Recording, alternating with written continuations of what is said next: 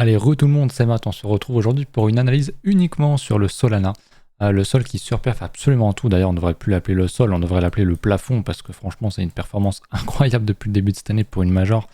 Il est, euh, il est actuellement en 3000%, c'est absolument exceptionnel, franchement sacré perf, rarement vu ça sur une telle capitalisation, donc franchement bien joué Solana, c'est vraiment extraordinaire. Si jamais vous voulez une review de marché complète, allez voir ma vidéo que j'ai postée plus tôt dans l'après-midi. Je fais le point sur Bitcoin et pas mal d'alcool. On parle d'entrée de certaines altes qui sont intéressantes. On parle de plein de petites choses comme ça. Donc n'hésitez pas à aller voir ça. Et ce soir, on est en stream. Donc n'hésitez pas à passer en stream ce soir sur Twitch et YouTube. D'ailleurs, en général, je lance aussi sur YouTube. Bref. Au niveau de Solana, donc en hebdomadaire, on voit qu'on est déjà quasiment à la TH. Ok, j'ai mis une alerte. Comme vous voyez, j'ai mis un trait rouge aussi. On est vraiment très très proche de la TH qui est à 267$. On est actuellement à 244$. On ne l'a pas touché. Alors je crois qu'on l'a touché sur Coinbase ou sur un contrat dérivé, mais concrètement on n'a pas cassé la TH. On est extrêmement costaud. Il faut comprendre ce qui s'était passé ici au bottom pour ceux qui n'étaient pas là, qui ne savent pas. Là il y a le gros crack de FTX. Ok. Donc c'était le deuxième plus gros exchange derrière Binance qui a fait faillite. Et ils avaient beaucoup de Solana, donc Solana a pris vraiment très cher. Beaucoup pensaient que ça allait être fini, qu'il ne remonterait pas, mais la tech a survécu. Solana reste quand même très intéressant. D'ailleurs, je crois qu'il n'a toujours pas eu de problème de blockchain. Dites-moi ça en commentaire, mais je crois que depuis cette histoire-là, depuis en tout cas facilement des mois, il n'y a pas eu de coupure sur la blockchain. C'était un peu le truc qui leur était reproché lors du cycle dernier, et même dans le bear market, il me semble, mais je crois qu'il n'y a plus de problème maintenant. Donc, ou alors j'en ai pas entendu parler, je sais pas, c'est peut-être possible. Mais en tout cas, ça commence à être vraiment du très sérieux. Donc Solana, Layer 1 extrêmement puissant. On voit qu'on a fait une belle résistance ici, on l'a bien cassé. Ce qu'on fait actuellement est extrêmement bullish. Je vous explique pourquoi. C'est simple. On a un range très vertical, donc vraiment très horizontal, pardon, dans une tendance qui est fortement haussière. Donc vraiment, on a un niveau parfait, on a un autre niveau parfait. C'est vraiment parfait. Pourquoi est-ce que c'est vraiment bien? En général, c'est les structures qui sont les plus bullish quand on est vraiment dans une tendance extrêmement forte et ensuite on range vraiment entre deux bornes assez serrées et de manière vraiment horizontale, derrière, l'explosion est souvent très forte. Donc Solana, bien que j'en ai pas, je sais que c'est extrêmement bullish. On fera pas un x50 dessus, c'est évident, c'est une trop grosse capitalisation. On va regarder, Solana, il est quatrième, il a 116 milliards de capitalisation. S'il fait un x10, il est quasiment au niveau de Bitcoin. Alors certes, Bitcoin va continuer de monter un petit peu, mais jamais il va se rapprocher autant de Bitcoin. C'est très peu probable.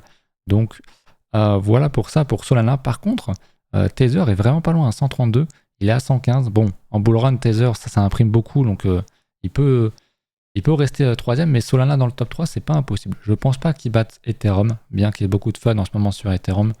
Ça reste Ethereum, et il va commencer à surperf. Pour l'instant, c'est Solana qui surperf largement Ethereum, donc il se rapproche en termes de capitalisation, mais ça ne va pas durer, à mon avis. Bref, au niveau de Solana, ce que je voulais dire, c'est quels sont mes targets? J'en ai déjà parlé, mais on va y revenir. On va zoomer un petit peu en daily aussi pour essayer de choper une bonne entrée. Vous savez que moi je fonctionne très simplement. J'ai deux manières de tracer mes targets. C'est de prendre le bottom du cycle d'avant, de le tracer jusqu'au top et de tracer donc une zone d'extension entre 1,272 et 1,41, ce qui nous donnerait cette zone-là. Donc un Solana à 1400$ et serait ma target. Maintenant, c'est quand même très lointain. Ça fait encore un x6, pardon. Pour moi, c'est vraiment ma target ultime. C'est vraiment la target ultime si jamais on y va. Si on va là-dedans, franchement, pour moi, ça sera profit max.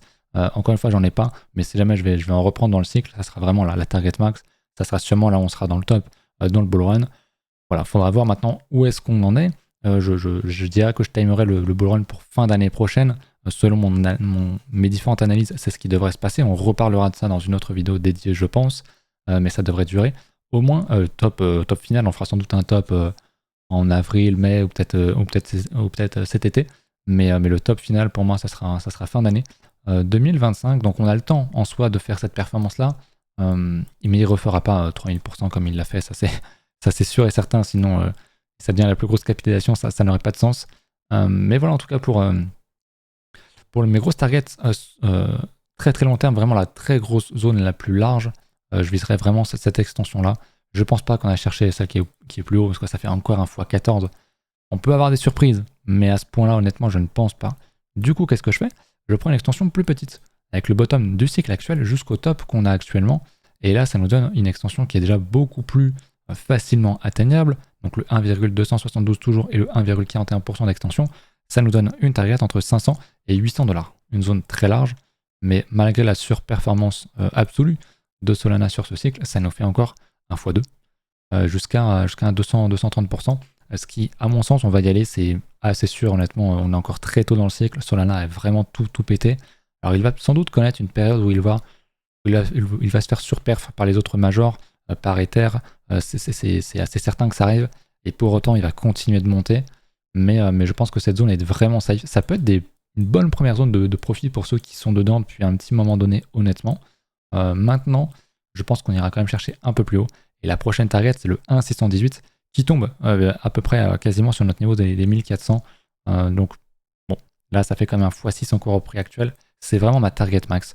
On verra plus tard si jamais on pump, ma foi, qu'on va chercher cette zone là, qu'on a un gros dump, par exemple typiquement entre mars et juin, on pourrait retracer une extension, admettons du bottom actuel jusqu'ici, et ça nous referait une target dans une zone un peu plus haute, ce qui serait également fort intéressant à suivre. Forcément pour l'instant on n'a pas encore cette data là, mais c'est quelque chose qu'on va suivre de très très près sur Solana, parce que pour moi c'est vraiment le gros winner de ce cycle, en tout cas dans les majors, c'est celui qui détruit tout. Honnêtement, je l'ai dit en intro, faut pas l'appeler le sol, c'est le plafond, le truc, c'est le ciel. Il faut changer le ticker, il faut enlever sol, il faut mettre sky, je sais pas, il faut faire quelque chose, mais il est vraiment très très très très très fort. On est sur un TH, donc attention, il peut y avoir quand même pas mal de mouvements, c'est quelque chose à prendre en compte, notamment Bitcoin aussi qui est proche des 100K, donc on pourrait dump, et évidemment jamais on entre sur ce genre de prix qui est extrêmement vertical, c'est vraiment trop tard. Maintenant, on n'aura plus de structure comme ça, comme certaines que je présente sur les alts, il n'y en aura plus. Jamais Ether Solana va prendre autant de tarifs.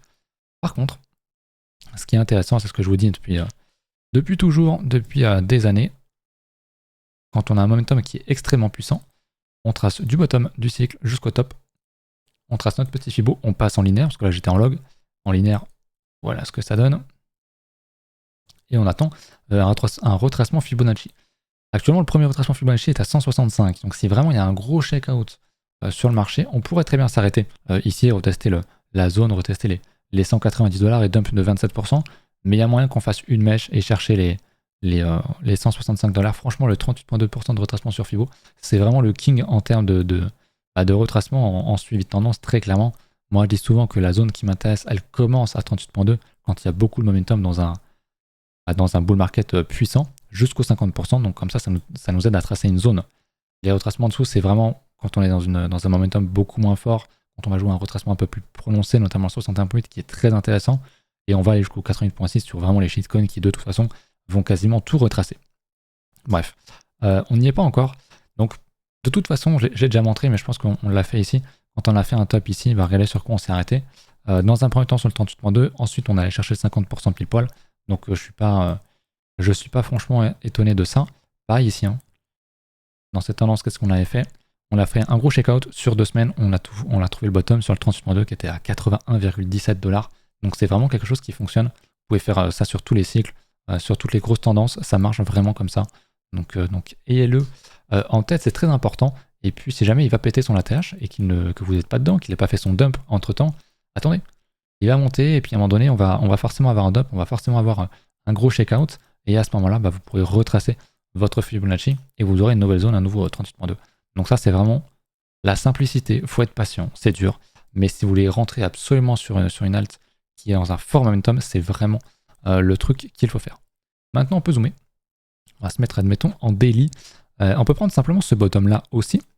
Par contre, là, je ne m'arrêterai pas à un 38.2. C'est vraiment trop risqué, je pense. Ouais, quoique c'est pile le niveau, en vrai.